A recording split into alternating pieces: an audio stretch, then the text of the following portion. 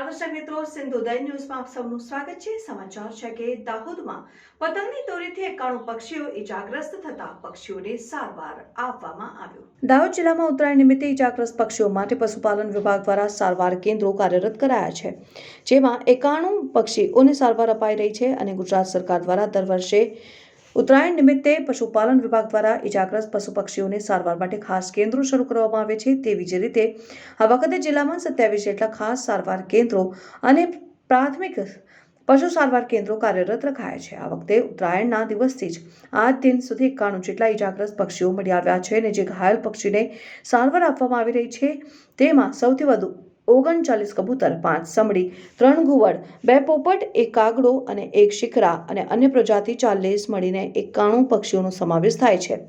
વહીવટીતંત્રની મુહિમ અને લોકજાગૃતિને કારણે જિલ્લામાં કોઈ પક્ષીઓના મોત થયું હોવાનું જાણકારી નથી। આ ઉત્તરાયણ નિમિત્તે કરુણા અભિયાનમાં સરકારી કર્મચારીઓ મળી કુલ 80 જેટલા લોકોની સાથે 27 ટીમો જોડાઈ હતી અને દાહોદ જિલ્લામાં કરુણા અભિયાન હજી 20મી જાન્યુઆરી સુધી ચાલશે, જે અંતર્ગત ઘાયલ પક્ષીઓને સારવાર કર્યા બાદ સ્વસ્થ થયા પછી મુક્ત કરવામાં આવશે। Reporter Asiya Pathan, સિંધુદય news, Dahod.